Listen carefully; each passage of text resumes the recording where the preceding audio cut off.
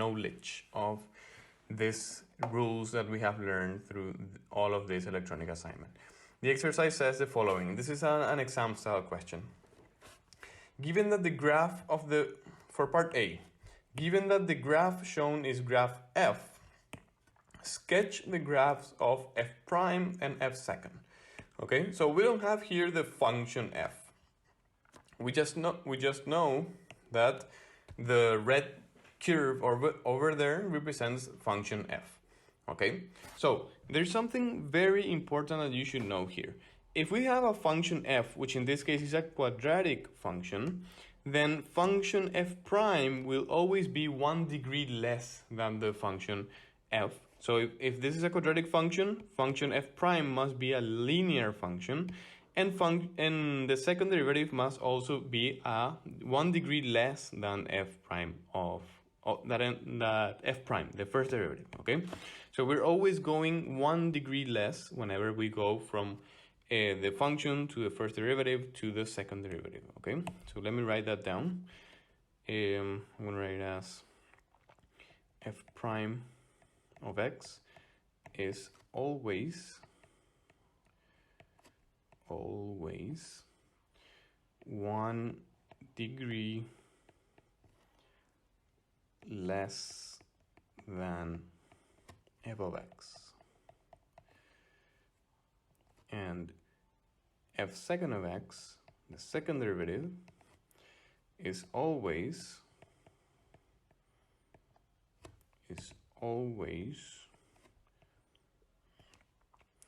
1 degree less than the first derivative, than f prime of x, directly, f prime of x. And as an example, let me write an example here. Example, if, for example, let's say that f of x is equal to, I think I'll need more space here. If f of x is equal to, let's say, x squared minus x minus 2, I'm just inventing this, okay? This corresponds to a quadratic function, right? Quadratic. Because it is a second degree function, okay? Then if I find the first derivative, f prime of x, you would see that this is 2x minus 1, right? And this function corresponds to a linear function. This is the equation of a linear function. So this is linear, degree 1. And once again, if I find the derivative of f prime, that is the second derivative of the function, we would get as an answer 2. And 2 is the equation of a line, but this is the equation of a horizontal line. So I'm going to write this as, this is the equation of a constant function, okay? So you see that this has degree 2, degree 1, and degree 0, we call this, because this is x to the power of 0, okay? So that's the important thing you should know. Let me write it here. We can say that this is degree 2. In this case, it's degree 1, and in this case, it's degree 0. So it's always 1 degree less whenever we find derivatives, okay? So this is something very important that you should always remember. I'm gonna frame this because I consider it to be very important. Okay, it was framed in a fancy way. It's okay. I'm gonna make this a little bit thicker, maybe like that. That's fine. Okay, so this is something you should always remember. So with this concept, if we go back to the exercise, we know that function f, this has the form of a quadratic function. So the f prime should be a linear function, and f second should be a constant function. Okay, so those are two things that you should know already in advance before solving the exercise. Okay, so now how do we solve the exercise? If this is function f, the original function, in order to be able to sketch f prime and f second, I need to know the concept or what each of those functions represent, okay? If you remember, f prime, the first derivative, tells us whether the function is either increasing or decreasing. So if we take a look at our graph, we see that this function is decreasing until this point over here, and after that point, it is increasing, right? So we can write this down and say that for this interval from here to here, the function is decreasing. That means that f prime, the first derivative of this function, is less than 0, right? It's negative. And from this point up to infinity, we would say that the function is increasing. That means that the first derivative has a positive value. And another thing we know is that for this point over here, which is a relative minimum in this case, the value of the derivative should be 0, right? Because it's a relative minimum point in this case. Whenever we have a maximum or minimum point, the first derivative at that point is equal to 0. Okay, so with this information, we are already able to trace our f prime function, right? We know that it needs to be a line which has to be negative for the first interval, then 0 when passing through this point, and after that point it should be positive, right? So if I trace a line like this, you would see that that's exactly the first derivative, right? We don't care much about the inclination here, we just care about the interpretation. So before getting to the minimum point, the function is decreasing, right? Because the first derivative, this is f prime, the first derivative is negative, right? Then at this point, the first derivative is 0, and after that point, the function is increasing. That means that our first derivative should be positive, right? So that's exactly what we have there. Okay, so that's the graph of our first derivative. Now, in order to analyze the second derivative, we see that, remember that the second derivative has to do with the concavity of the function. We see that this function, the original red one, is always bending upwards, right? So for the whole interval, this red function is concave up. So that's exactly what we're gonna say. For the whole interval, I see that this function is concave up. That means that the second derivative should be a positive value. And if you remember from this rule, if the first derivative is a linear function, then the second derivative must be a constant function. And if it is constant and it is positive, we just need to draw a horizontal line in the positive values of y, right? So this is f second, the second derivative of the function, the original red function, okay? We don't care much about if we trace it here or maybe here. The only thing that matters is that it should be a horizontal line which is above the x-axis in order to be a positive value, okay? So those are the graphs of f prime and f second in this particular exercise. Now we will go to part B, which is a little bit more challenging. For part B, it says the following: given that the graph shown is a graph of f prime, sketch the graph of f and of f second. So we're gonna use exactly the same graph, but now the exercise is telling us that this is the first derivative of the function. It's not the original function itself, but rather it's the first derivative of the function. So we need to determine what would be the original function from this graph and what would be the second derivative of this function. Okay, so where do we start with the analysis? If this is the graph of the first derivative, then you should notice that whenever the graph is above the x-axis, it means that the function is increasing, right? Because the value of the first derivative is positive. Then from this interval to from this value to this value, the function would be decreasing, right? Because the first derivative has a negative value. And after that interval, the function again is increasing because the first derivative is positive, okay? So let me write this down. We're gonna say that for this interval, I'm gonna say that right here is where it crosses the x-axis, and right here it's where it crosses back the x-axis. So for this interval right here, the function is increasing.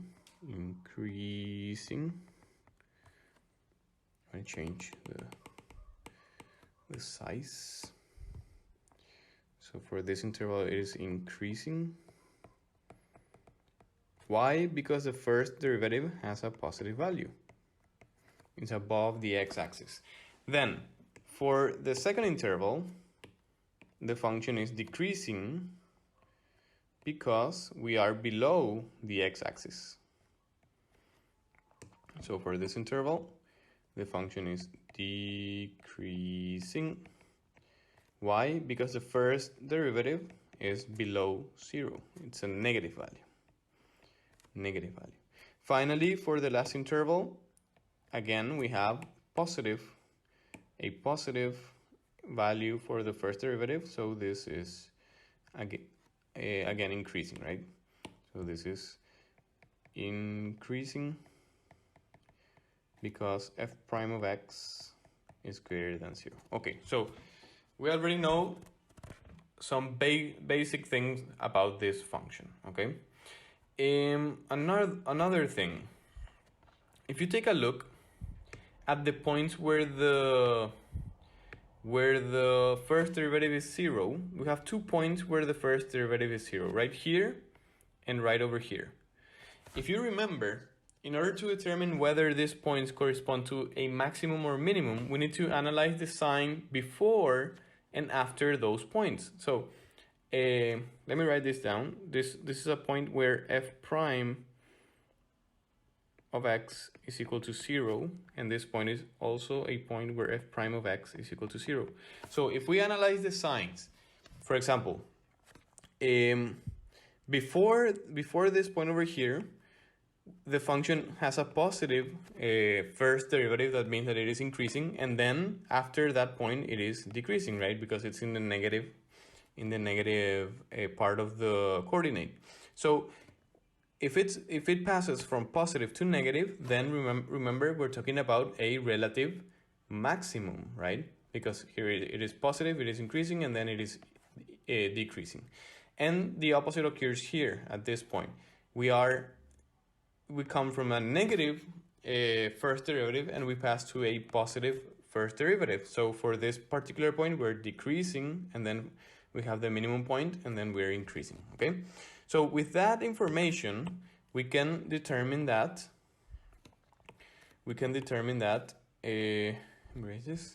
for, let me see how we can write this. I'm gonna use, for x equals -1, we have a relative maximum. Yes, relative maximum. So relative maximum. Okay. Then for x equals 5, we have a relative minimum. Relative minimum. Okay. Minimum. So I think that's all the information we can take from the first derivative by looking at this graph. Okay, so in order to continue, I need to first work with the second derivative. It'll be easier to work with the second derivative. If you think about the second derivative as being the derivative of the first derivative, that's what the second derivative is about, is the derivative of the first derivative, right? So we can say that this function is, let me see, this function is being concave down, no, sorry, concave,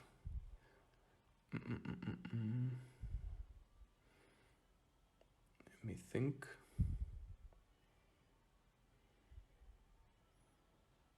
Yes, if we graph tangents to this interval, then we would see that the function is decreasing, right? The function is decreasing up to this point, and after this point it starts increasing, right? So if we see function f prime as the original function, and f second would be the first derivative of this function, then the concept about increasing and decreasing applies here. But since we're talking about the second derivative, we're going to say that it is concave down up to this interval and then concave up after that point, after this critical number, which is x equals 2, okay?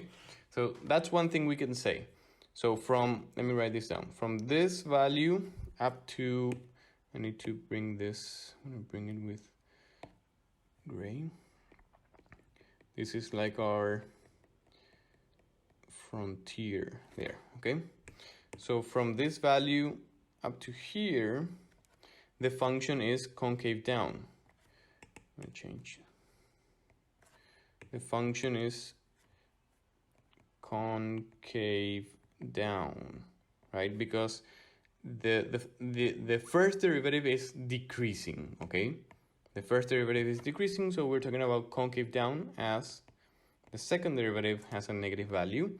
And after that point, let me use blue, the first derivative is increasing. That means that the function, the original function, would be concave up for this interval. So this is concave up because the second derivative is a value greater than 0. Okay, so if the first derivative is a quadratic function, that means that the second derivative, let me write it as this: if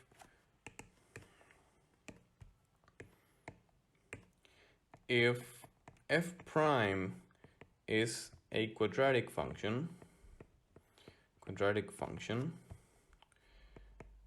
then if we follow this rule that I explained here, the second derivative, so f prime prime must be 1 degree less. So instead of being quadratic, it'll be a linear function. F second is a linear function. Quadratic is degree 2, linear is degree 1, okay? So if we know that the function is concave down, that means that the second derivative is negative for this interval and then it becomes positive for this interval, then we can graph the second derivative, let's use green, as a line which goes from negative, then passes through 0 at the critical number 2, and then it goes up, right? Positive value. Something like that, okay? So this is, let me check this down.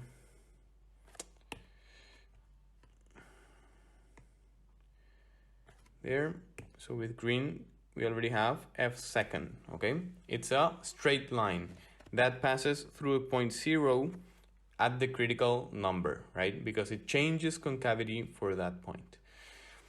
Okay, now the challenging part, which is graphing the original function, which is function f.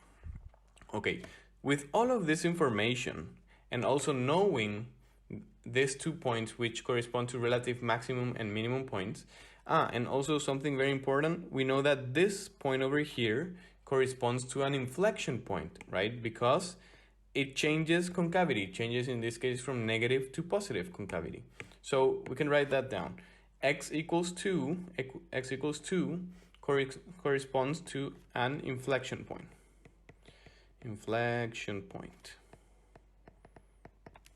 Because f second of x is equal to 0 at that point.